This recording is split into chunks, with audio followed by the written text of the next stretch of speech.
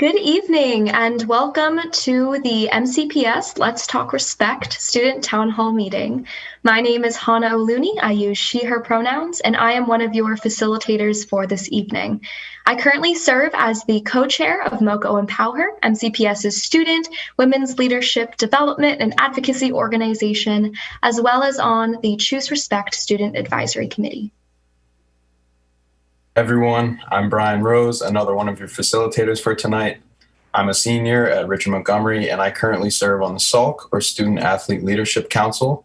SALC is a group of student athlete leaders from around the county, from each school, that focuses on issues relating to sports culture in MCPS. My name is Allison Bennett, and my pronouns are she, her. I am a junior at Bethesda Chevy Chase High School. I am a member of STEPS, aka Students Towards Equitable Public Schools, a Montgomery County-based student-led coalition aimed at promoting a culture of diverse, equitable learning so that all Montgomery County public school students can reap the benefits of a world-class education, regardless of where they live or how much money they make. This evening, we are hosting the MCPS Let's Talk Respect Student Town Hall meeting.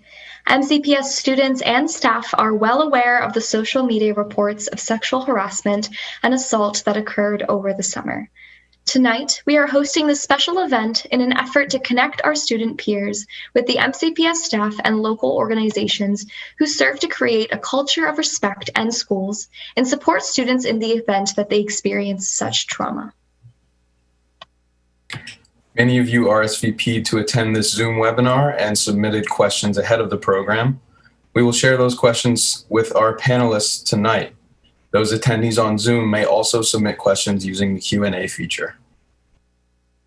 Tonight, we are joined by MCPS staff and guest panelists from local agencies that serve as a resource for students and families. They are here to share their work in this realm and address your questions. This program is also streaming on the MCPS webpage and MCPS YouTube channel and will be recorded and posted as a resource. Thank you for joining us tonight. And first, we will hear from our MCPS Superintendent, Dr. Jack Smith. Good evening. I would like to welcome you and thank you for joining our Let's Talk Respect Student Town Hall. While I am not able to attend this evening, I certainly want to voice my support for this important event led by our student leaders. Montgomery County Public Schools is committed to the safety and well-being of all students. We are committed to maintaining an environment in which every student can learn and thrive.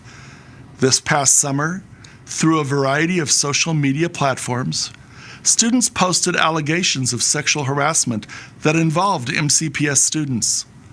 All of the allegations that have come to our attention and that involved MCPS schools or students are being thoroughly investigated. It is important that our students understand how to recognize and how to report sexual harassment and to understand what happens when an allegation of sexual harassment or sexual assault is received. Students also need to know the steps MCPS takes in these circumstances and to understand the supports available for students who are involved.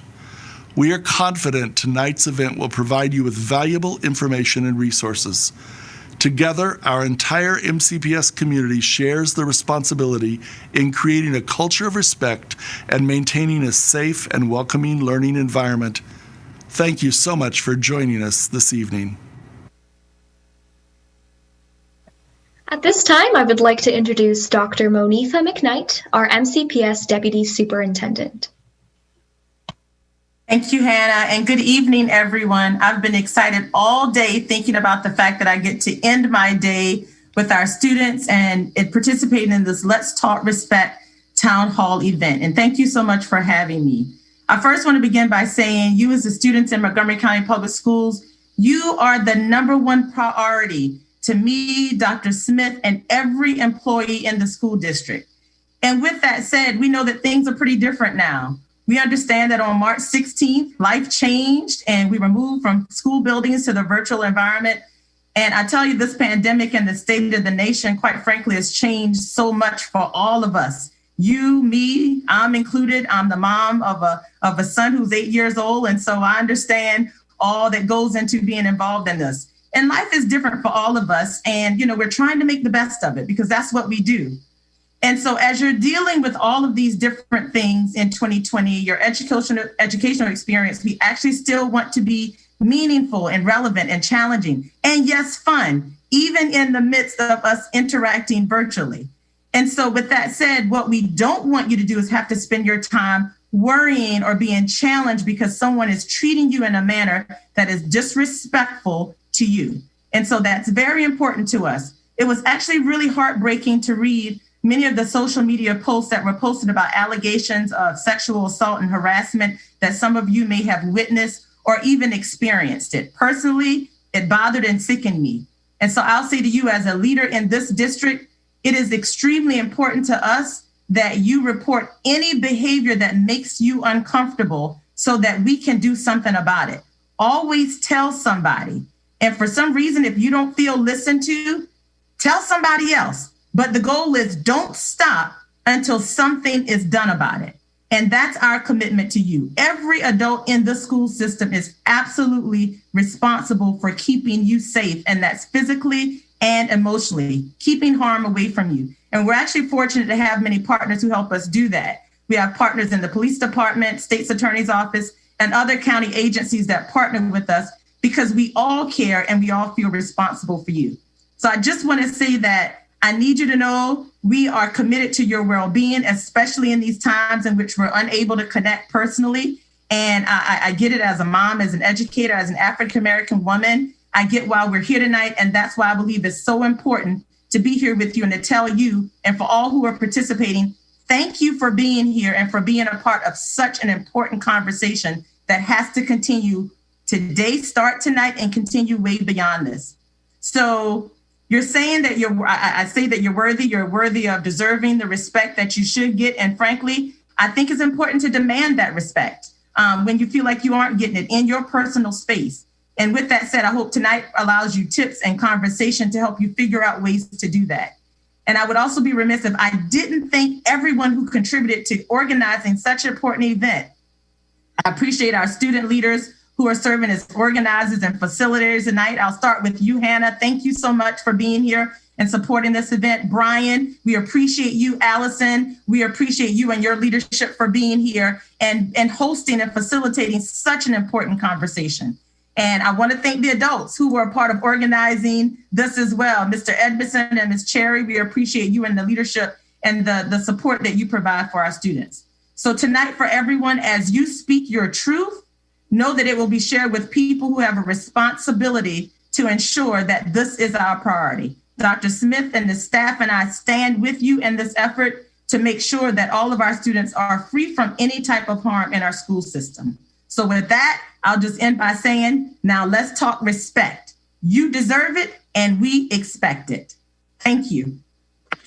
Thank you, Dr. McKnight. I would also like to introduce Dr. Henry Johnson, the MCPS Chief of Staff. So thank you, Hannah, and all of the other students who organized this event. I noticed while the others were speaking that we so far have over 140 students who've joined in on this conversation. And that's very, very important because as Dr. McKnight said, we want to hear from you and we want to be able to deal with any issues that you confront and you face daily. In my office, I work specifically with both Mr. Edmondson, who oversees the work in student welfare and compliance, and Mr. Clark, who is our Director of Safety and Security and Emergency Management. And they have been very involved in this work since the summer and since the beginning of all of this information came to MCPS. So take the opportunity tonight to think about the roles that you play in your schools every single day. And as Dr. McKnight said, make us aware of any situations and circumstances in which you have felt or you feel uncomfortable. And we have the folks in place to be able to assist you and help you. So again, welcome to all of you. Welcome to our parents who are present tonight and our staff members who are present, because we think that talking respect and giving respect is an important part of being in MCPS. So thank you. Thank you, Dr. Johnson. As we shared, tonight is an important opportunity to hear from MCPS regarding the wave of social media posts over the summer, sharing students' experiences with sexual harassment and concerns about what has been done to address these experiences. I would now like to introduce Mr. Greg Edmondson, MCPS Director of Student Welfare and Compliance, who will speak to these social media posts and the steps MCPS has taken since then. Thank you, Hannah. I appreciate the introduction. My name is Greg Edmondson. I use he, him pronouns, and I am the Director of Student Welfare and Compliance within the Chief of Staff's office that we just heard from Dr. Johnson. Thank you all for your welcomes, Dr. Smith, Dr. McKnight, and Dr. Johnson. So what we wanted to do this evening, before we got into a little bit more of our program with a few scenarios and some questions and some panelists and their opportunities to speak, is wanted to give you just a quick overview of what we learned this past summer and what we immediately did about it and what we plan to do about it moving forward. So beginning in June, as we have shared earlier, we received several reports from students that social media was being, many posts on social media were alleging instances of inappropriate conduct, specifically around sexual harassment and sexual assault. We heard these from many schools, not just one or two, and there were multiple throughout the county, so it wasn't just a specific area. Immediately, we were alarmed, we were concerned, and as we dug into the actual posts with our teams, we were disturbed. And what I mean by that is that we found the allegations to be extremely serious, and we took it as such. We pulled together a team of 4 core teams. More than 40 of our MCPS staff were involved in these teams, and we broke those teams up into 4 areas. Area 1 was investigation. Area 2 was communication. Area 3 was student support, and Area 4 was legal support. Our investigation team was led by our Department of School Safety and Emergency Management. That also involved our labor relations. That involved our school support and improvement offices and our office as well, Student Welfare and Compliance. Our second team was communication. We wanted to make sure that our principals were supported, that our school communities were supported and informed with letters, with information that we were able to share out to our individual schools. And even Dr. Smith shared out 2 updated emails that went out district-wide. Our third team was our student support. Our Office of Student and Family Support and Engagement was responsible for following up with any of our specific names of victims that we had on hand and any alleged offenders. We want to make sure that our students are supported, that we are available to provide them with the emotional support. We work with our external partners, and many of them are on the call, and you're going to hear from them and the supports that we do have available tonight. And then our fourth team was our legal support. And our legal support was primarily pulled in, and I don't want to be misunderstood here. We weren't, as the kids would say, we weren't lawyering up. What we were doing was ensuring that our teams were following the new latest federal guidelines on Title IX and sexual harassment and sexual assault. Those regulations and federal guidelines come out in federal laws, are revised quite often. And so our legal support came in to make sure that we were handling our cases and our situation with the newest available information.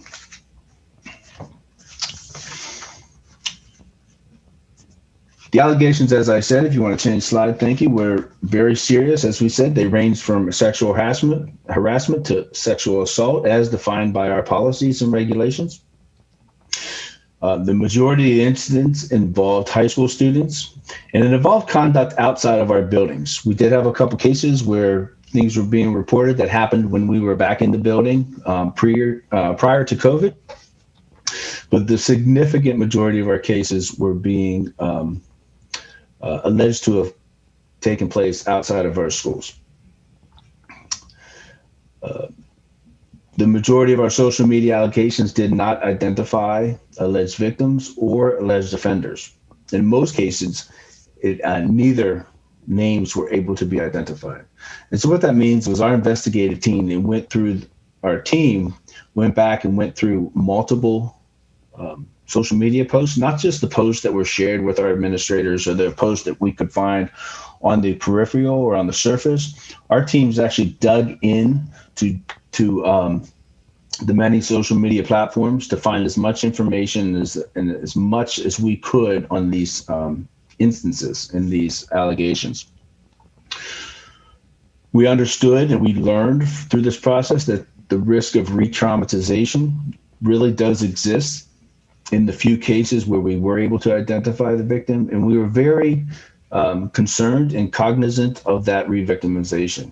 And our student and family support team really did a fantastic job in order to provide that outreach and to provide that guidance for our families and for our alleged victims. We learned that we really need to take a comprehensive look at the culture and climate of conduct in our schools. So we talked to our administrators. We talked to the Office of School Support Improvement, who is our direct link to our schools, the directors in that office. And we started thinking about how we can access some of this information. And we started to plan for an increase of awareness for our students on how to recognize and how to report. And you're going to hear a little bit more about that tonight. One of the first steps that we decided, if you want to go ahead and change thinking, one of the first steps is tonight, getting out in front of our almost 200 participants now. This is great to see. Explaining what we learned and what we're doing about it was really important for Montgomery County Public Schools, but it was also really important that we heard from our students. And so we just excited to have our student leadership with Allison and Brian and Hannah available and willing to jump in and help with us. We've been working very closely with our student member of the board, Nick Asante, and he is working with his team to ensure that information is getting out to our students and to our community. But tonight was a result of what we've learned. Let's talk respect, making sure that we can have this opportunity with you and with the community. We are in the final stages of a student training module called Culture of Respect.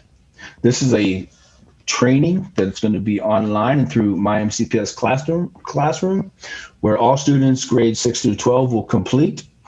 And will also, within that training that they will take, will provide that voice data that we really need to hear from our students in order to help our administrators assess that climate and that culture that exists within their schools and within their communities. We increased our training, and so our student welfare and Title IX liaisons in every school have been trained this past summer on the newest Title IX laws, on the most up-to-date regulations and up-to-date protocols that we have in place with regards to sexual harassment and sexual assault. And we're really excited about not only training our student welfare and Title IX liaisons, but we expanded our training this summer in late July and early August to include all secondary counselors. And so it wasn't just the resource trainer, or it wasn't just the resource counselor, or it wasn't just the liaison, but we had all of our counselors, our PPWs, all of our school-based support professionals in that training. So we're really excited to have that, and it was very successful. And we enhanced our Be Well 365 personal body safety lessons. Our training module is for grades 6 through 12, but we know that topics and information from safe touches and information along these lines of being respectful and developing a culture of respect comes from and is presented to our students through our personal body safety lessons. And so we know that our pre-K through grades 5 are also receiving enhanced information. We put together a list of, you will have copies of these slides at some point at the end of our presentation. But here's a list of the multiple ways that we wanted to make sure our students and our communities knew that they can report. You can contact your school principal, your counselor, or any MCPS staff member that you know or are in touch with. We all have to follow, and we do follow the same process.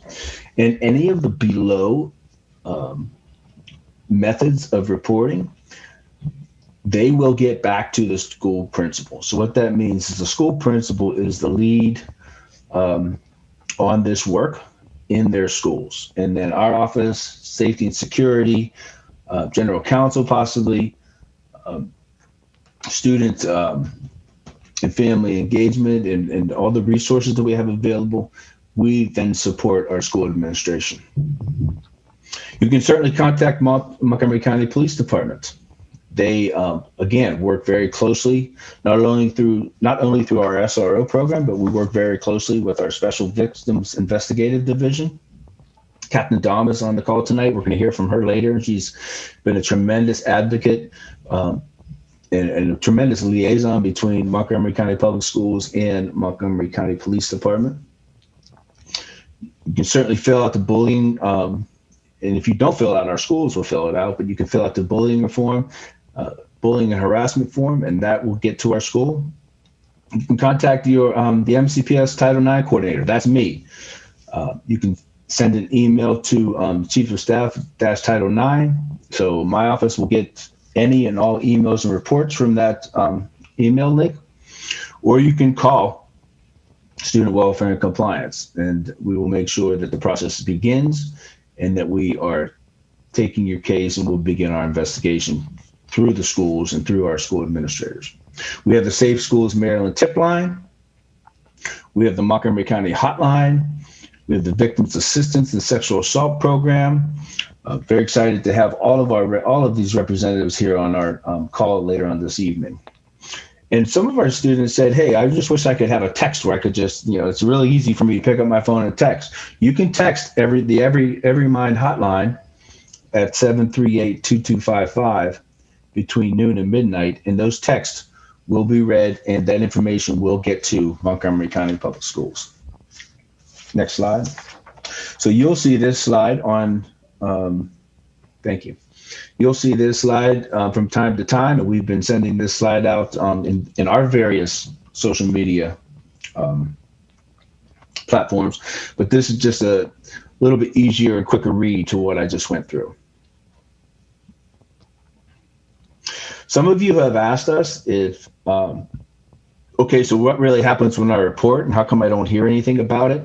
Well, we do get back to the individual cases when we do know the alleged victims, and we do know the alleged offenders. But here are the steps that really take place from the school on out. And what I mean by that is when we start with the school as that internal core lead on this work, on out to our various offices of support, our communications office, to make sure our community is updated. If we're able to update our community, there are some investigations where we purposefully are not sharing with the community until we have as much information as we can that's going to be meaningful for the community, but also not to jeopardize any type of investigation that might be going on. And so please understand that we're very conscious and very cognizant of our communication plan. We don't ever want to keep people in the dark. Trust and believe, we don't ever want to keep people in the dark. But there are times when it's actually can be a barrier to our work if information is sent out right away. We are planning for communication at all times, but just know that. But again, when you see these slides, you'll be able to walk through what the school principal, the steps that the school principal has to take, from filling out the bullying and harassment form 230-35. The police are notified immediately of any sexual assaults. So our office and Ed Clark's office of safety and security, we work together with our school principals. And one of the formats that we might use is a huddle, which means we'll huddle together on a phone or on a Zoom call with everybody involved to really walk through the steps to make sure that they're done well. And if we determine that a situation is a sexual assault, or certainly of any type of aggressive behavior, we are going to involve our police right away. CPS is notified just like it would be of any child abuse situation. So if an adult is involved, or if there's any situation we would learn that pertains to adult care, we're going to involve child welfare services. The principal is going to consult with the director of school. It's going to consult with our offices. That's what I kind of jumped ahead when I talked about our huddles and our many calls that we get together in order to walk everyone through what we're trying to do and what we need to know in order to move forward effectively. And then we implement what we call a safety and supportive measures plan. I mean, that's a fancy way of saying we implement safety plans for not only the alleged victims, but the alleged offenders until we know as much information as we can gather. And that might mean a separation. If students are in the same class, part of this supportive measures plans means that we will separate those students into different classes immediately.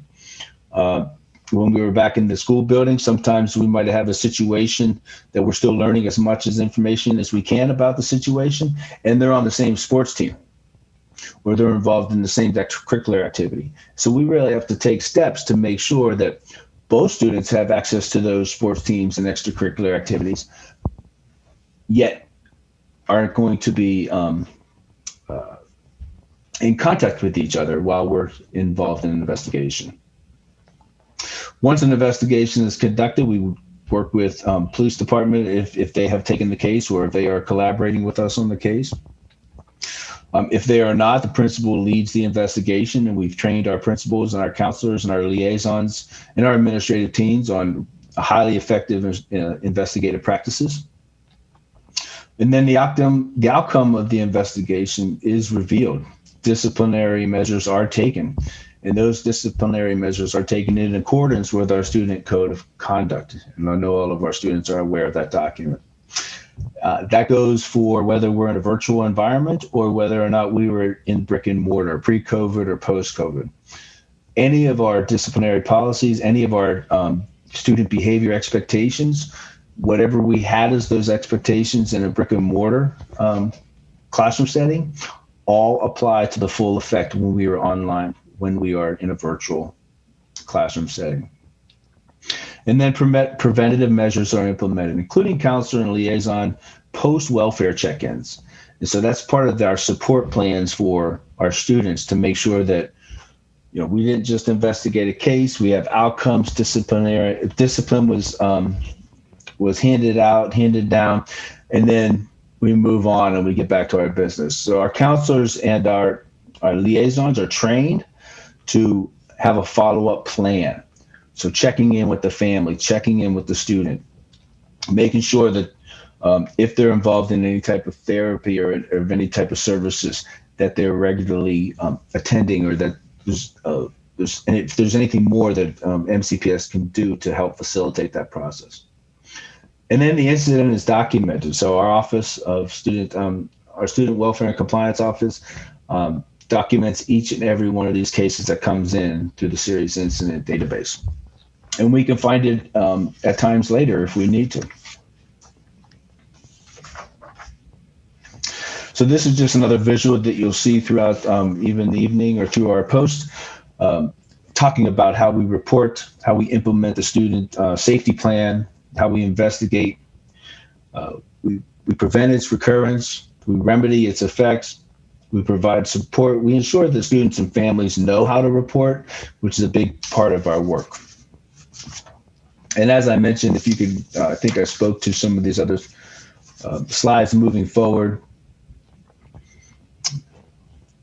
This just gives you a visual of our student supportive measures plan. It's very detailed. It's very specific. The school name, the student's name, which staff need to be made aware of the circumstance and the situation, and that we're following a structured process throughout our schools. And then our final slide, as I mentioned earlier, is the fact that, yes, there are times when consequences are implemented, when we have found through the investigative process that consequences are warranted. We don't. We read many of your questions comes in. We don't just believe the alleged victim right off the bat and punish. We don't. We do not support our alleged offenders. We support all of our students. And then once we have all the information, we provide consequences, but we also provide a really important part of a restorative plan. So it's not just about suspension or expulsion or a change of school assignment or separation. That may very well be a part of the situation, but it's very important for us to provide support for all of our students involved so that we're learning, we're growing, and we're getting the services that we need to help the situation. So Hannah, thank you so much, and I will turn it back to you.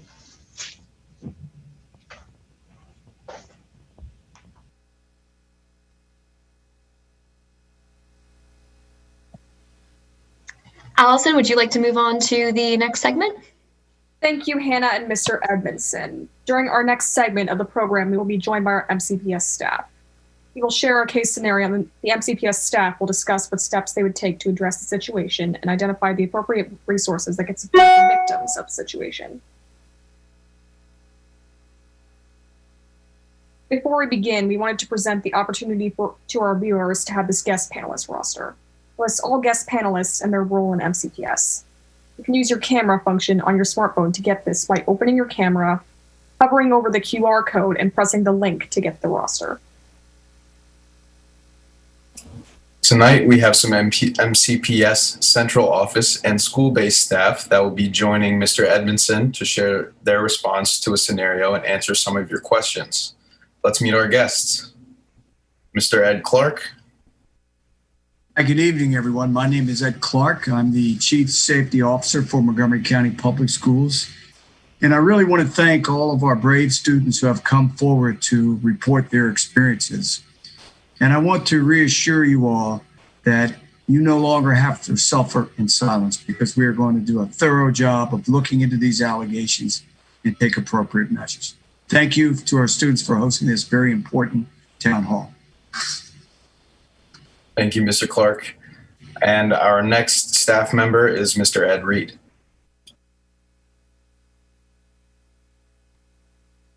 Hi, honored to be here with all of you, and looking forward to an open, honest discussion where we can help one another, especially helping our young people who might feel they're alone. Thank you so much, Mr. Reed. And last but not least, Dr. Joe Rubens. Good evening, everybody. Dr. Joe Rubens. I am the principal at John F. Kennedy High School. Great to see so many students joining us tonight. Thank you all for being here. Before we share the first scenario, I wanted to provide this trigger warning. While our scenario has been reviewed by several professionals, I wish to remind you that if you feel more comfortable, please step away from the program for the next 10 minutes. We will now go into our first scenario. Recently, 3 high school students alleged on social media that they were inappropriately touched by student A 3 years ago when they were all middle school students.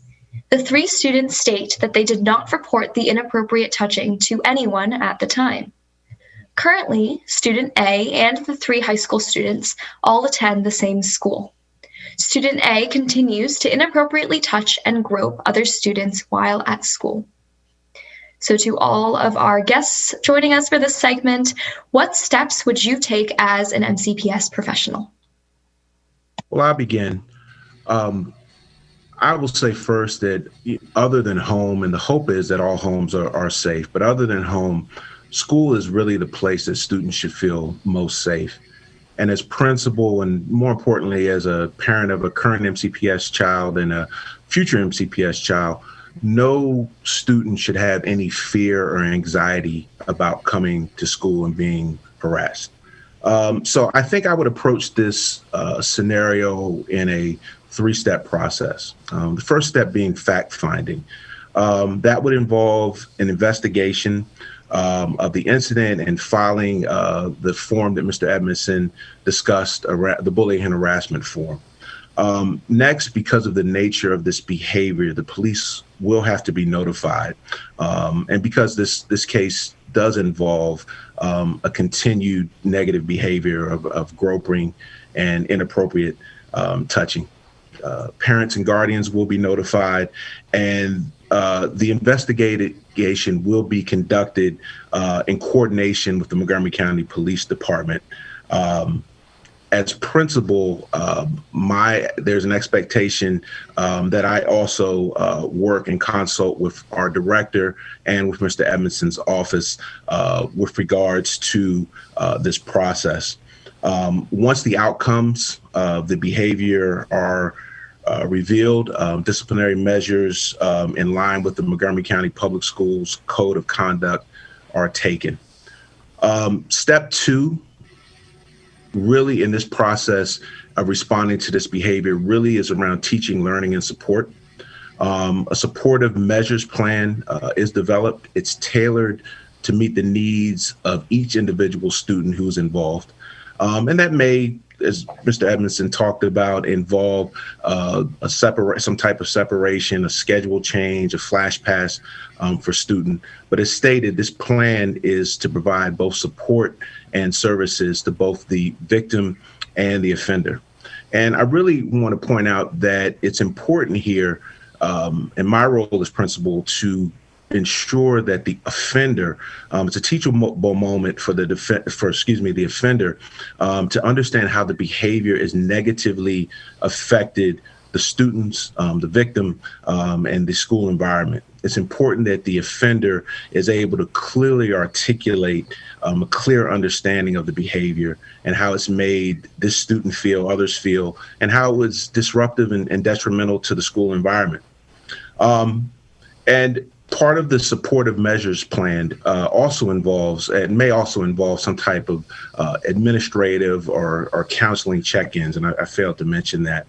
And then finally, I think step 3, beyond the discipline, and once the disciplinary measures are taken, it is important that we provide some type of resolution or restorative process, which is facilitated by myself or a designee with the support of school counseling to bring some type of closure to the students involved, other students, and their families.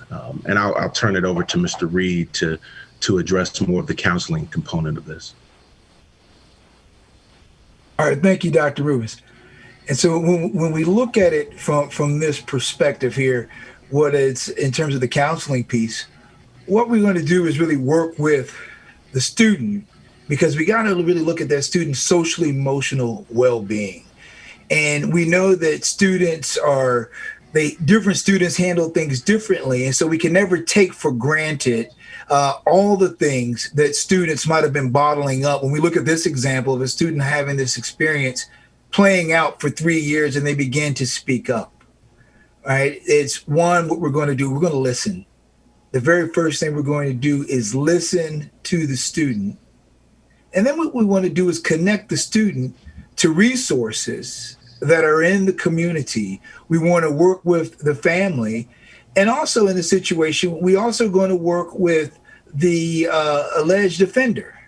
And so we also have, as Dr. Rubens was saying, there's also some teachable moments. So there's certain things that we put in place, as Mr. Edmondson said a little earlier, there's the safety plan. So there's some things that counselors will look at. We'll look to see, is that student in the same classes? Is there a way to rearrange things in such a way where the student, all students are involved, where we can have a more comfortable situation to reduce anxiety? So those are some of the things that we're going to do. But most importantly, we would make sure that a counselor is available when a student has that flash pass. One of the things that's really important is that we don't want any student to feel that they're limited to going to just the counselor that they've been assigned to.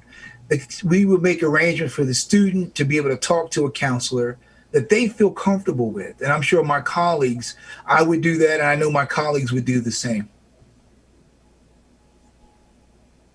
I could add from our role at the Department of School Safety and Security, we would be there to support Dr. Rubens and his team. We would make sure that we sort of coordinate the investigation with the SRO who may be involved initially. Then it could go up to Captain Dom at the Special Victims Investigations Division.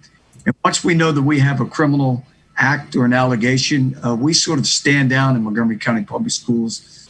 Principals can gather some initial facts, but we don't want to compromise that criminal investigation. And we'll work with Mr. Edmiston's office to make sure we have a very thorough safety plan if needed. And we just sort of work with everybody to coordinate and facilitate the appropriate exchange of information and flow to make sure that all parties are safe until we have a resolution.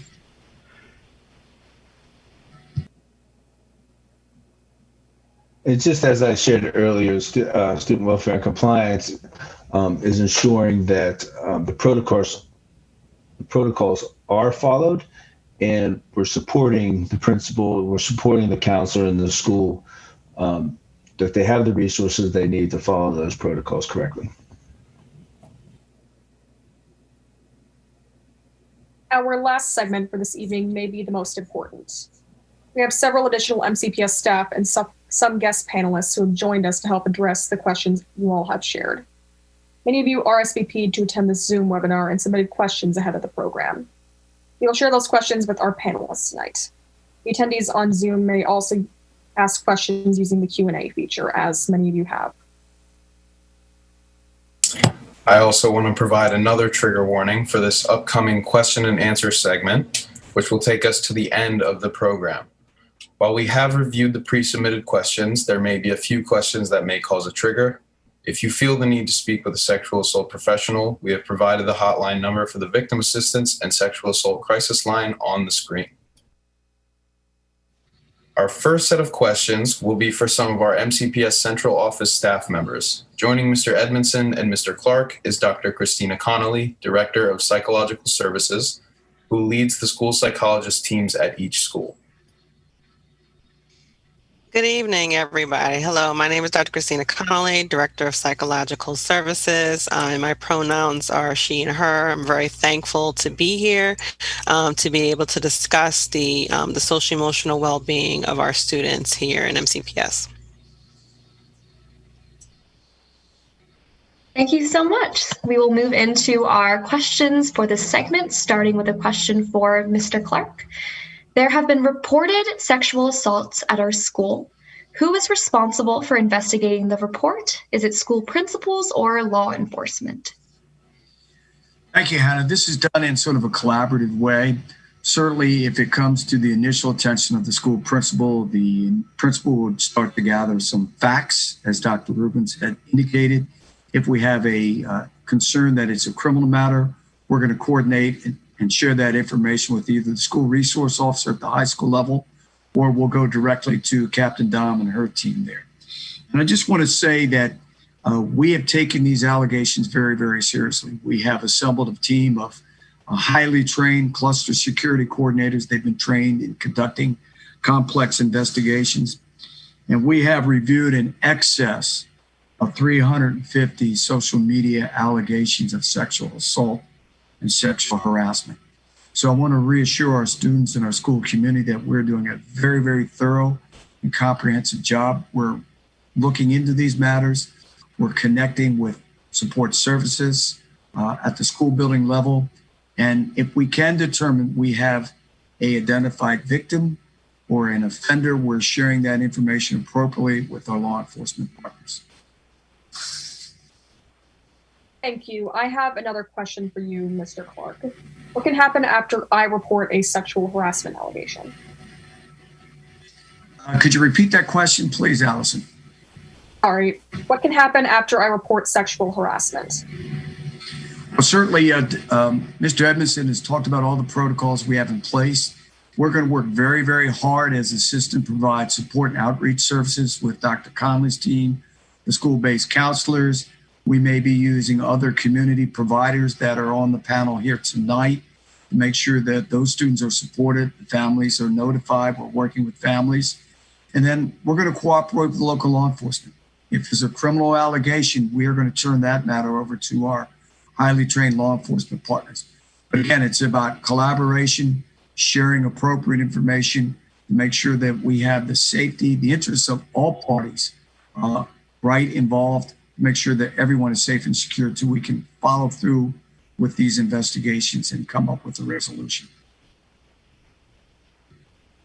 And I have yet another question for Mr. Clark. What is your response to specifically the various survivors at social media accounts? Well, as we said earlier, we've done a very thorough job. And, what we have found, as Mr. Edmondson indicated, a lot of these students have not come forward with their names, which presents a challenge, or the offenders' names. So again, it's very, very helpful to us moving forward that when students feel the time is right for them, they feel safe in reporting, that they go to that trusted adult. Because once we have more information, we can do a better job of thoroughly investigating these allegations to make sure that we get the appropriate support and help needed, and turn it over to our law enforcement partners to let them fully investigate these allegations. And if appropriate, they may levy or lodge charges against the alleged offenders there. So again, taking all these very seriously, working with the students, working with the principals, working with the counselors to make sure we have really, really good support services in place. But we need you to continue to come forward. And when you're ready, please share the information with that trusted adult so we can continue to move forward to help. If I could just add to that answer, one of the other things that, we learned is that when we were able to identify even an offender, and we were able to dig in and find out who that person was, even from their social media accounts, we've learned from parents and from the student that, I was just kidding. I was just joking around. Please understand, and we say this not only to our students, but to anybody listening, that when you post on social media, it's like the slide says, Newton was wrong. What goes up doesn't always come down. And so we really want you to have just an understanding that we will look into every single situation that presents itself to us. The old auto mechanics creed, Mr. Clark, is, follow the rattle till you find it. And so we're really trying to figure out exactly what's going on and who is involved. And this isn't a topic or this isn't content to joke around with. This isn't content to, just try to, be playful or even try to be mean to somebody, whenever you send out things that aren't true or really disturbing. And so, I just wanted to make sure that was mentioned, that we did learn that some of that is going on with our social media, and we want to encourage you to really be careful with how you're using it. Thank you, Mr. Edmondson and Mr. Clark. Our next question is for Dr. Connolly. Does MCPS have a policy to believe victims until they are disproved? And thank you, Hannah. And so MCPS, our policy looks at, in terms of getting all the information possible around and doing an investigation around the event. Our policy does not say that we believe the alleged victim until proven possible. But what we do is, in terms of what can we do to provide support to all parties that are involved, providing support to the person who is made the report, who may also then be potentially the victim of such sexual assault or harassment, providing some support to the person who is the alleged offender and any other parties who may be involved in such case. And so what we try to do is to try to look at the entire picture of what's going on in order to be able to work with the students, work with their families, and provide either the support in school or also making referrals to outside agencies who can also provide support to those individuals who are involved. And also, what can we do to work with the administration around the culture and climate that's at the school? And so when we look at our Be Well 365 initiative that looks at the entire school climate, what are things that we can put in place that may help to support everyone who's involved to help to prevent these types of situations from occurring within our schools? And what can we do in order to make sure that we are teaching students the appropriate ways and behaviors in terms of how to act, how to interact with each other. And many of these behaviors start at a young age. You don't have to wait until you're in high school to teach people how to be respectful of others, to teach people that if somebody says they don't want to do something, to understand the meaning of the word no. That starts at age 3. So what can we do starting from preschool going all the way up to those students who are in high school in order to make sure that all students have an understanding of how to engage with others, how to react toward others, how to handle situations of if somebody says like, no, I don't like you, please don't do that. What do you do? How do you act? How do you teach kids the social skills around this? But again, and so in terms of specific instances where students are making these reports to staff members within the school, what can we do to support everyone who is involved while the investigation is going forth? Because we do have an understanding of the emotional impact that it does have for everyone who is involved. Thank you. I have a question for Mr. Greg Edmondson. What kind of disciplinary action is taken against students who are accused of committing sexual assault? Thank you, Allison. So like we mentioned earlier, discipline can range from suspension and expulsion to a change of, which would obviously lead into a change of a school assignment, or it could lead to an arrest if it's, if it's criminal and the police are investigating. It could lead to a potential arrest. It could lead to restorative justice practices that we have in place, which could be implemented regardless of where they fall on the disciplinary consequence continuum. But it's all driven by our student code of conduct, whether it's in, like I said earlier, virtual online learning, or whether it's back in the school building. Thank you, Mr. Edmondson. I have another question for you. If an assault happened prior to quarantine, how were these consequences administered? So, yeah, I'm reading through some of these, and I think the point I want to make with that, with the response, is that regardless of whether it's quarantine or regardless of whether it's in quarantine and COVID or back in the school building, the code of conduct is still followed with regards to the situation, with regards to the specific behavior, whether it's level 1 to level 5. And disciplinary measures are implemented, again, regardless of the situation. So it's not like we just turn off your cameras, no more Zoom for a couple of days. We follow the same code of conduct with these situations. Thank you. Another question for you, Mr. Edmondson. How are staff held accountable for ensuring that they report sexual harassment or assaults? So administrators are responsible for ensuring that their employees understand the policies. And so staff are trained every year, sometimes more than once, but every employee in Montgomery County is trained on bullying, harassment, including sexual harassment and intimidation, as well as how to report these situations to their local school supervisors, principals, administrators. It is the responsibility of our school administrators to ensure that their staff are trained and to make sure that they are following these protocols.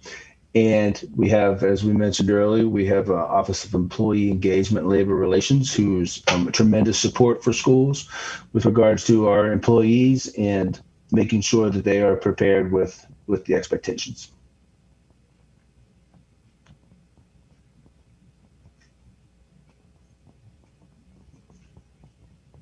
All right, so we will be moving on to a next group of panelists.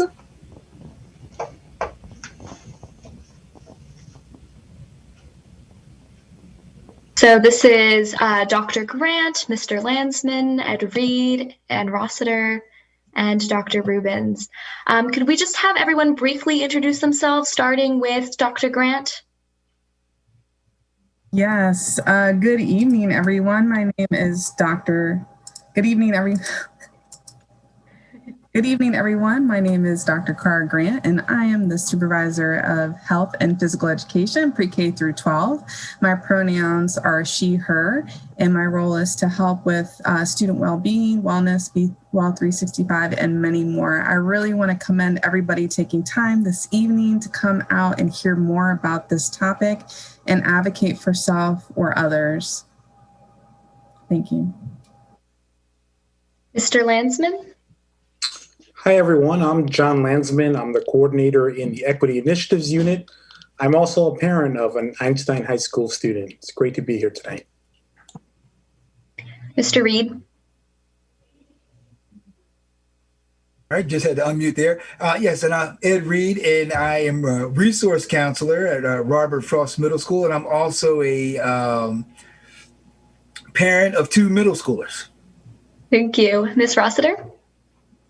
I'm Ann Rossiter. I'm the compliance specialist for the system-wide athletics unit, and I am very happy to be here. And Dr. Rubens? Good evening again. Dr. Joe Rubens, principal at John F. Kennedy High School, parent of a current 11th grade student at Blake High School and a future MCPS student.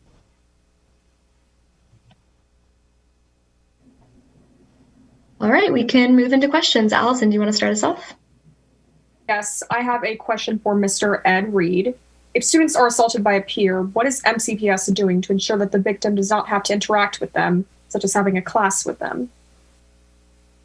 All right, so let's go back to that. You said if a student, just make sure I heard you correctly, if a student is assaulted by a peer, what do you have to do to make sure that they don't have to interact with them?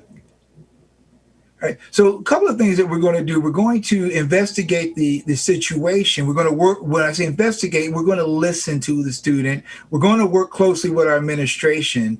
And then what we're going to do is look at some different options in terms of how to make sure that that student who's been assaulted is in an environment or situation where they feel safe, where they feel that they're being supported.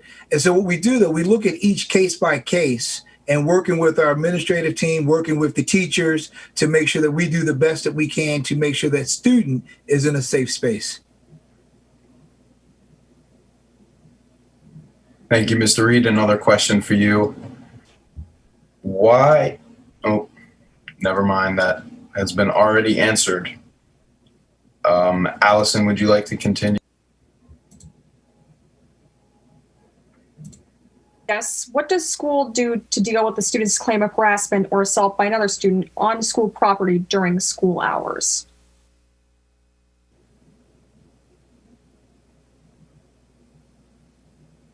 And Allison, who is that question for? Is that for any of us, or? I'm sorry. I was asking Mr. Joe Rubens. I'm sorry, Allison, could you repeat the question?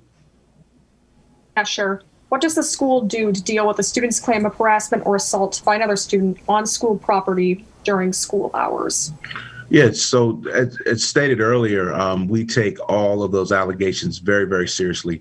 If a student makes the claim, we immediately go into a fact finding and pre-investigation to see if to hear out the student.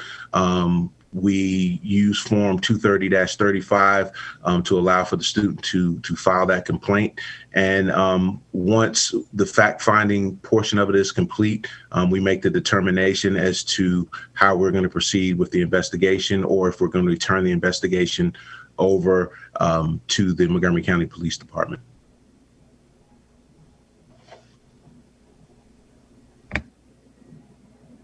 Mr. Reed, I have a question for you. Why is it that victims only get counseling and no justice? Is it why do the victims get counseling and no justice? And so when we look at that, there's different roles that we play. And when we talk about the piece of justice, well, it's part of a larger system. And so from the counseling standpoint, we're going to work with those who have been victimized to really focus on that social emotional well-being. And then we work with our partners, both in school and out of school, when it comes to the piece of justice. And so The counselors aren't in a position where we are doing what justice is, and what justice is to one person is not necessarily justice to another one. So we all have to follow that school code of conduct, that student code of conduct when we deal with these delicate matters. Thank you, Mr. Reed. Our next question is for both Dr. Rubens and Dr. Grant. When do students learn about acceptable and unacceptable behaviors in schools and the consequences? I can start with that. It starts at like Dr. Connolly said previously, it starts at an early age. Health education recently got on the report card a few years ago as early as elementary school. So when we're talking about this is not a victim blaming game. This is about teaching good communication, and that interpersonal communication happens at a very early age. That education of that happens, as well as paired with personal body safety lessons and knowing what's acceptable behaviors for others with infringing upon your rights as an individual. Like if you're uncomfortable, you can tell someone to stop.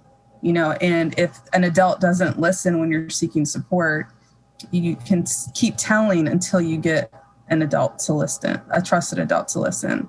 So as early as preschool and kindergarten, we start talking about interpersonal communication, healthy relationships, ways to advocate for self and others. And then as the ages progresses, the language becomes more provocative with talking explicitly about sexual assault and sexual harassment in middle school, as well as a little bit of that as we tie into talking about safe and healthy relationships in grade 5. But it goes all the way through high school.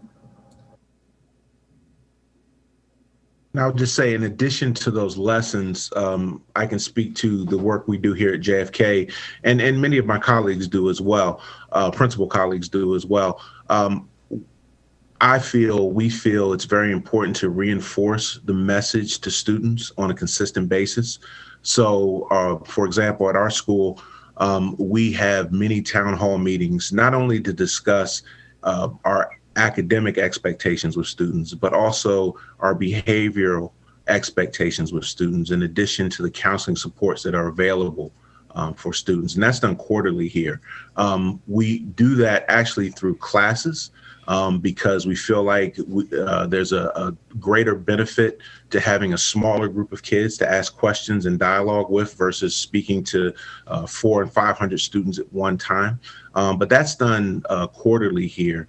And that's also in tandem with having those conversations with parents and letting them know and kind of giving them a preview of what those dialogues are going to look like and what the topics are, just so they are aware as well as to where resources and supports are for students, just in case.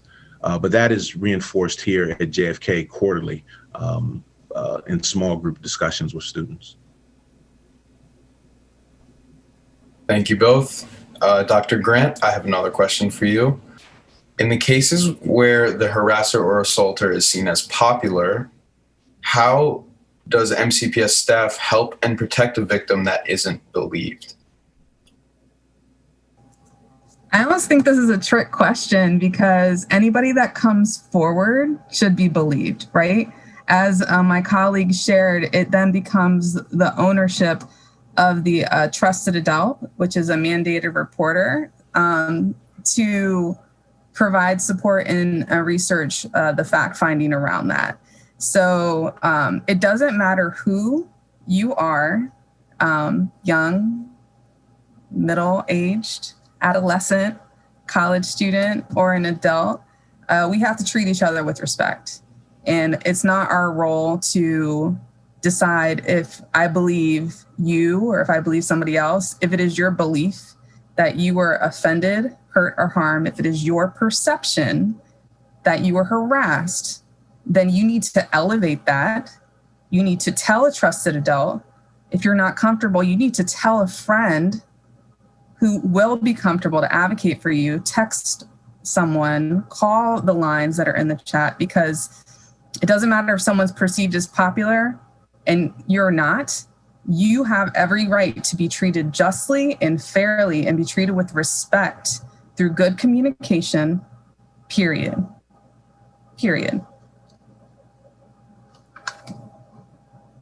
Thank you, Dr. Thank you, Ms. Cara Grant. I have another question for Mr. Ed Reed and Ms. Cara Grant.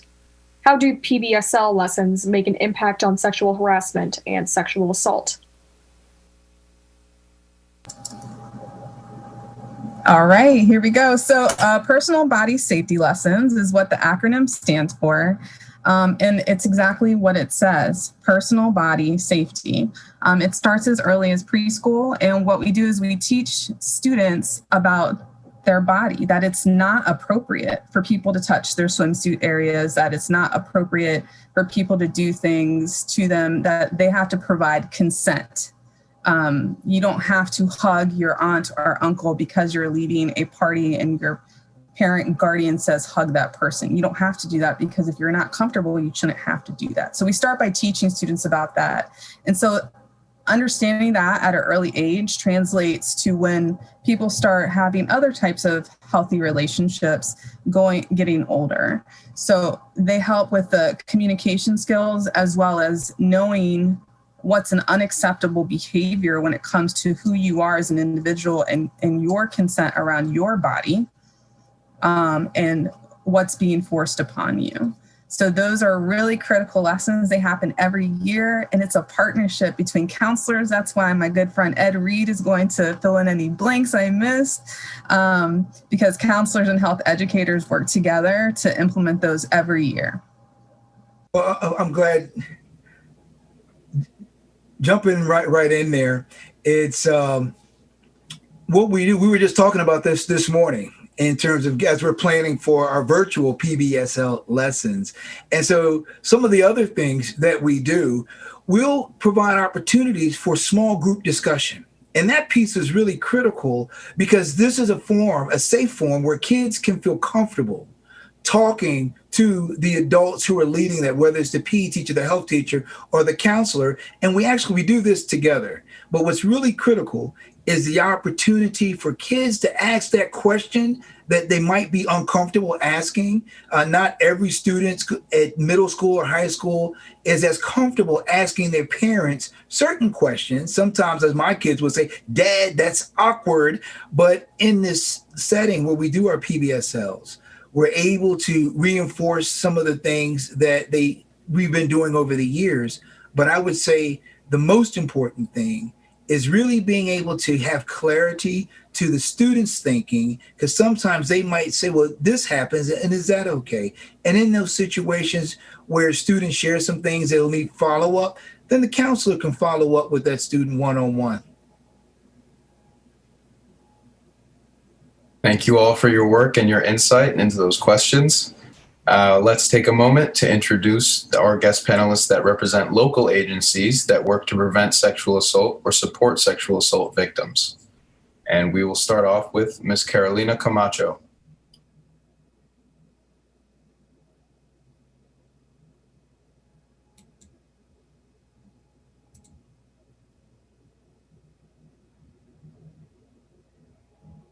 Ms. Camacho, if you would turn your camera on. Thank you so much. I've got the mute. Haven't we all had that experience this year?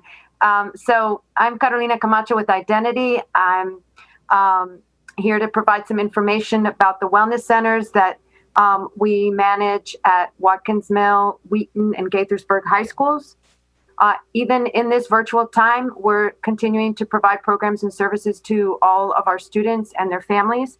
And so we provide a safe space in the school and virtually where students can participate in programs that help them practice communication skills and have a safe space to talk about what it means to have healthy relationships. Our staff are caring adults, and as Dr. Grant mentioned, we are also mandated reporters. So for students who find themselves in these situations and need a place to talk, and we're here for you. Also at our wellness centers, students can have access to both the health clinic that provides services for them, as well as we have staff that can provide mental health counseling and other types of support. So please, you can find us at our website and get more information about the programs at any of these 3 high schools. Thank you. Thank you so much, Ms. Camacho. Our next guest is Captain Amy Dahm. Hi, everyone. Hopefully you can hear me. My internet's not great, apparently. My division, I'm Captain Amy Dahm. I am the captain of Montgomery County Police Special Victims Investigations Division. I am also an MCPS parent. My division is responsible for investigating crimes ranging from rape, felonious domestic violence, and physical and sexual abuse of minors. One of the things that my detectives firmly believe in is the theme, start by believing. What does that mean? That means that anytime that we have a victim or survivor come to us and tell us that something happened, we start by believing that they're telling us the truth. In fact, many of our interviews are conducted with social workers who are trained to support survivors of sexual or physical assault. And we conduct victim-centered investigations that take into consideration the needs of our survivors. And we work with partner agencies to ensure that all the parties receive the support that they need. Thanks for having me today. This is a wonderful event. Thank you, Captain Dahm. Our next guest is Miss Debbie Feinstein. Good evening. My name is Debbie Feinstein, and I'm Chief of the Special Victims Division for the Montgomery County State's Attorney's Office. I'm really happy to be here this evening. You can see my contact information on the slide. If you have any questions or need any follow-up information, definitely don't hesitate to reach out.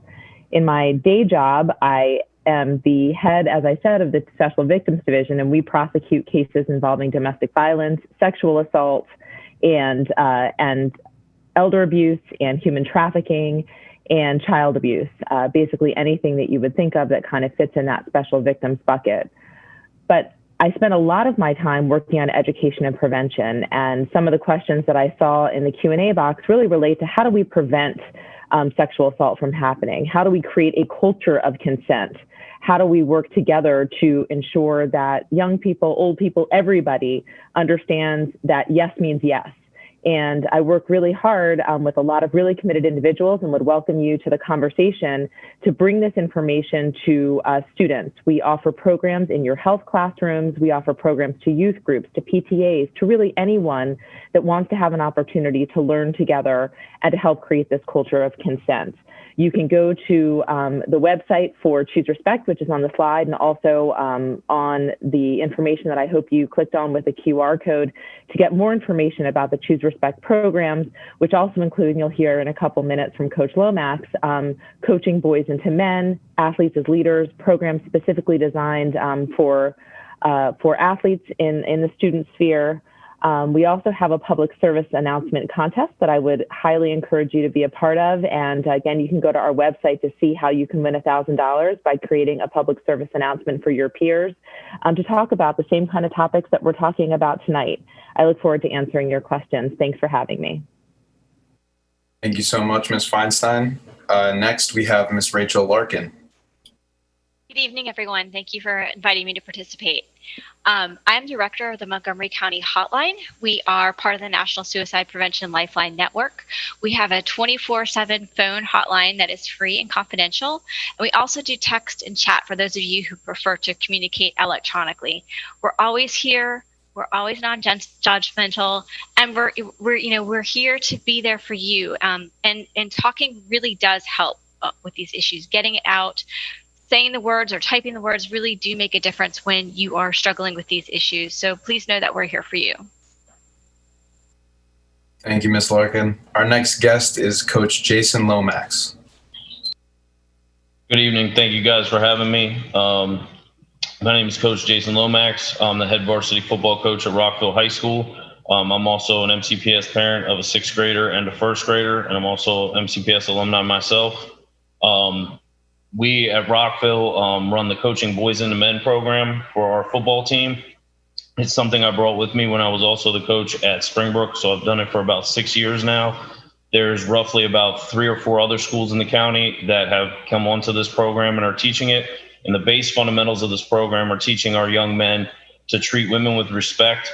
But the program has actually evolved over the last couple of years, and it's more than just treating women with respect, it's treating everyone with respect. Everyone should garner the same respect in this world, and that's what we're trying to convey to our young men, that you're going to be put in some situations and you're going to have to make positive choices and good decisions, and we're trying to educate them and give them the tools to make those decisions. Thank you for the information, Coach Lomax. Our last guest is Dr. Rafia Prince. Hi, everyone. I wanted to take the opportunity to thank MCPS for hosting this important event and having me be a part of it. I'm here representing Montgomery County's local Rape Crisis Center, the Victim Assistance and Sexual Assault Program, where we provide services to victims of sex assault and also rape and general crime. In some ways, we support MCPS is that we have a team of therapists that respond to any victim that wants to speak about what may have happened to them in a confidential way. We also provide consent presentations and the 10th grade health classes. Some of you may know Rajan or have seen them before. In addition, for the community, we respond to the hospital for all the sex assaults and rapes so that people are not alone during that very difficult time if they need any help. And lastly, I serve as part of I'm the co-chair for the sexual assault response team for the county. Thank you to all of our panelists and all of your work that you're doing in local agencies and programs. We're going to get started with the questions for this segment. I'll start with Captain Dom. What conducts are considered sexual harassment or assault? So this is kind of an important distinction to make when we talk about sexual harassment. What we're talking about, there's a number of things in the world that we all find distasteful, right? But they may not be illegal. So when we talk about sexual harassment, what we're talking about is that type of verbal innuendo. We may be talking about, continued contact with an individual that doesn't rise to what's called assault. What's assault? Assault is an unwanted touching. When we talk about sexual assault, what we're talking about is that contact that's unwanted and is sexual in nature. So my division isn't involved in investigating things like sexual harassment, which are the words, which are the verbal comments, right? The catcalling, the salacious insults. Those are things that MCPS will primarily be involved in. When my division gets involved is when we start talking about the contact between the two individuals, that unwanted touching.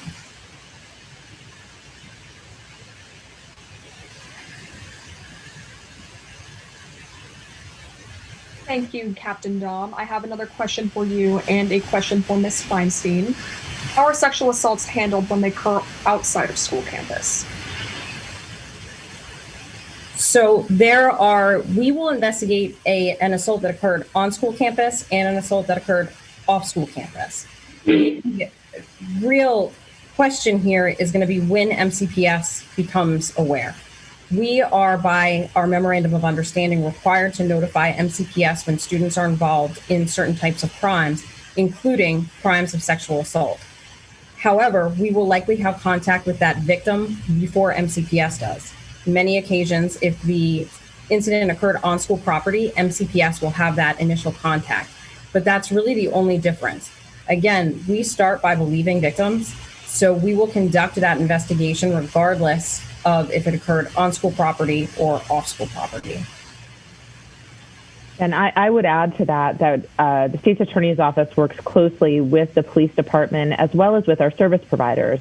Dr. Prince with VASAP, with the Family Justice Center. Really, the goal when someone comes forward and reports a sexual assault is to wrap services around them. And I know that there was a comment earlier about, I think in the Q&A, about services aren't really what's, we keep talking about services. What about the action that's going to happen? And I think both go together. When I talk about wrapping services around someone, it's to support someone through the process. It can be incredibly traumatizing for someone to come forward and have to tell what happened to them. Some of the most difficult, intimate, violative things that happen to them at the hands of another person. And so having services available to support them through the law enforcement or investigative process becomes really important. As Captain Dom said, we really try to focus our investigations in a victim-sensitive way, trauma-focused conversations, and really to listen and to understand what a person went through. And absolutely, I agree with Captain Dom. We start with believing, and we build our cases from there. Now, I also noticed some of the information in the Q&A about, well, what happens if someone provides false information, if someone is falsely accused?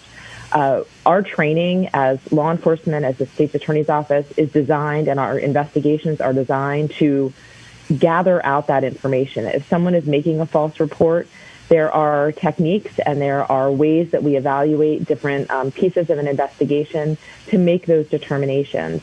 It's not something that we would ever do lightly. As I said, and as Captain Dom said, when someone comes forward to report this type of an intimate thing happening to them, we start with believing them.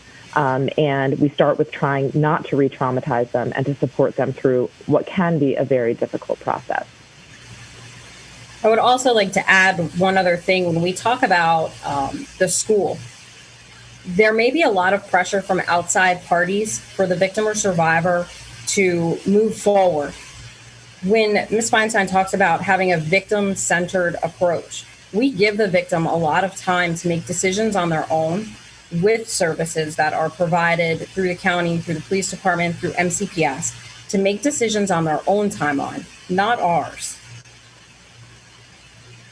And I would also ask if Dr. Prince has anything to add, given that she really helps provide the services to wrap around survivors that come forward. So we, as what everything that Debbie and Captain Dom are saying are in line, always start by believing. We always start by believing. In addition to that, some victims may decide that maybe they're not ready yet to speak to law enforcement, and that's okay. You know, sometimes it may take a little bit of therapy. It may take some time to recover from traumatic symptoms they may be having, or they may not decide to at all. It's important that victims are empowered to be able to make choices for themselves, because these acts take away choices for them. They may feel that way, and this gives them an opportunity to start to have their voice again. Thank you all so much. Now a question for Coach Lomax as well as Mrs. Feinstein. How do you or your organization prevent sexual harassment in Montgomery County? So with the Coaching Boys and the Men program, we kicked that off roughly in our preseason. Again, I'm a head football coach, so we center the whole entire scope of the program around our season, because that's when I have access to the players full time. So we start off with a kickoff, and then somebody from the state's attorney's office will come out and they'll be bluntly honest about situations, things that have happened, give them some examples. We'll do Q&A with the guys, and then week by week through the preseason, the regular season, and then through the postseason, if we're able to be there, then we teach lessons every single week. Usually we do it on Wednesday, and we'll take time out at lunchtime. So our whole entire lunch break, the guys will go get lunch, they'll come back, and we'll sit as a big group. And this is the JV and the varsity. This is everybody all together, because the minute you walk into the program, we're going to start immersing this information into your head, and we're going to keep drilling it into you for the 4 years that you're with us. We'd love to see it start getting earlier on in the middle school levels and at all the teams in the county, because it does provide a tremendous support for these young men. We tend to think that like they just are, and again, in the world of football, we do have barbarian type mentalities, and a lot of these guys come from backgrounds and homes that they see this stuff on a daily basis themselves. So some of this stuff is retraining them to understand this is how you talk to other people. This is how you talk to ladies. This is how you treat people. You treat them with respect. And these are some examples. This is how you can do it. If you don't understand, we can take you to places. We can get you these programs. We take them to the positive dating seminars. We try to teach them to be the best gentlemen that they can be so that they can be the most proactive members of our society. And I would add to that, and thank you so much, Coach Lomax. Coach Lomax's work in this area has been absolutely fantastic and really is an example to us all in the terms of the leadership that he's shown in working with students. And I know that it was just put in the chat. If you are interested in bringing a program like Coaching Boys into Men to your athletic team, please email or reach out on the Family Justice Center website. I would also note that Coaching Boys into Men is actually not just for athletic teams. It can be for any team, really. It's primarily for male identified students, but it can be modified in different ways. The messages are approachable and make sense really for any group environment. And there's a companion program called Athletes as Leaders, which is a program that's primarily focused for female identified students. There's some evolving that needs to do on the LGBTQ front, and we're working on programs to bring specifically for LGBTQ students, and all of these programs can be modified. But they really bring a very targeted approach, but a good, well-rounded approach to addressing these issues. I would also encourage you, if you want to have assemblies or you want to have small group conversations or you want to have programs that come to your classes or your after-school activities that talk about consent, that talk about sexual assault prevention, talk about healthy relationships and how to develop them, I would encourage you to reach out again through the Family Justice Center website, through the Choose Respect initiative. We are here for you. And the best way to get out in front of this issue is to try to prevent it and to educate everyone, to arm everyone with this information so that we can all become a part of a community that knows what sexual assault or harassment looks like, that we can be there to help prevent it. And, there was a question earlier about what do I do if I see a friend, in trouble or something going on with them. We do a lot of work around what's called bystander intervention or bystander engagement. If you see a friend that's struggling or see a friend that's being assaulted or abused or hurt in some way, there are tangible ways for you to help them. The first thing that you can say to them is, I'm here for you, I'm listening, and then help them make their way to a trusted adult so that you all can get help for them. So there's lots of things like this that I'd love to talk more with you about going forward. And I'd really encourage you to go to that website, parents, students, educators, and grab that information and reach out to us so that we can bring more programming, more in-depth conversations, and that we can get out in front of these issues and try to prevent them. One last thing that I noticed, there was a question in the chat about punishment.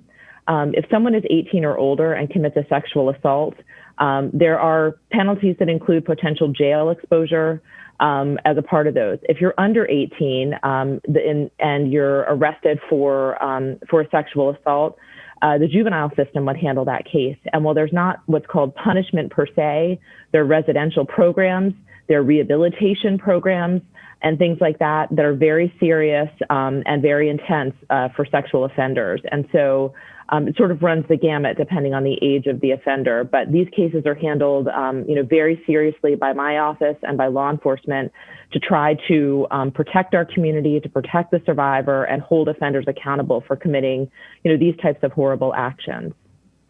And Ms. Feinstein, if I could add, if any of the students out there are interested in bringing the Coaching Boys into Men program to their school and they're not so sure about it, reach out to your coach and have your coach email me or talk to me if they have any questions about it, and I can help guide them through the process as well if they see fit. All right, thank you for everyone who answered that question. I have a question for Ms. Camacho and Ms. Larkin.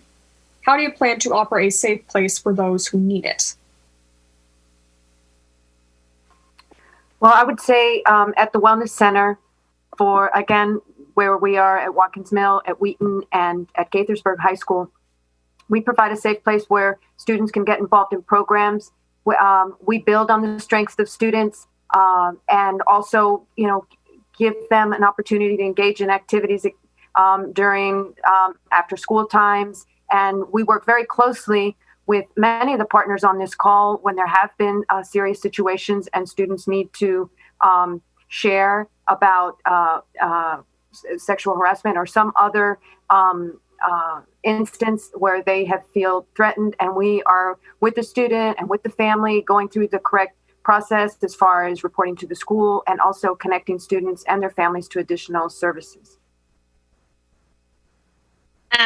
we do a lot of supportive listening. We do crisis intervention. If you are concerned about a friend or a loved one, we can help coach you through how to work with them, and then we can connect you to resources. But one of the great things about us is we are free, and we're 24/7 on the phones and available in text and chat, because a lot of people feel a little bit more comfortable reaching out over text and chat than maybe over the phone or in person. And it's a really good first step, because sometimes the first time you talk about it, it's the hardest, but then we can help you get to the right place. And there's so many great resources in the county. I think there's no wrong door you can go in to get help. If you reach out to anybody that you see on this panel tonight, we will get you to the right place, who you need to be with, somebody who can support you. Dr. Prince, would you like to contribute?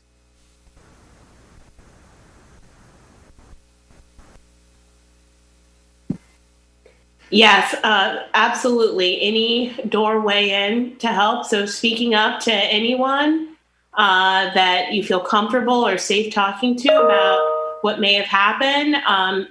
The community is committed to linking you to services, and our program specifically, we are there for the counseling. We are there for victim advocacy. So during some of these difficult meetings you may have with law enforcement, or even if there's any legal proceedings, we're always there to stand by your side for help.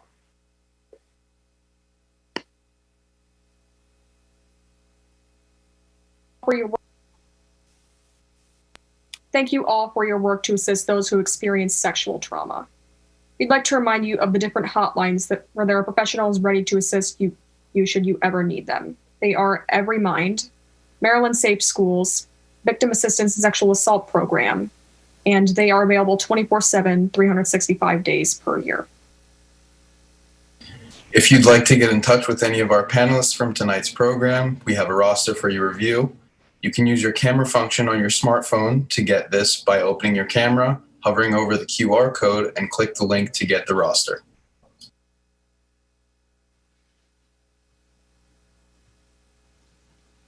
I'd also like to take this time to remind all of our middle and high school students who are currently watching and participating in this program that this was a learning and advocacy experience, meaning you can get SSL hours for attending tonight. If you wish to get your SSL hours for tonight, please scan the QR code that is on the screen right now, or you can type in the bit.ly link on your smartphone or any other device. But please note that the form that either of these links will take you to must be completed by 9:30 p.m. tonight if you want to get your SSL hours.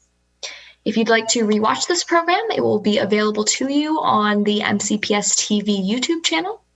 And with that, it has been quite an informative night. I'd like to thank the other student facilitators who helped co-host this event, the MCPS staff who joined us, and our guest panelist who contributed and gave some informative presentations to our students tonight.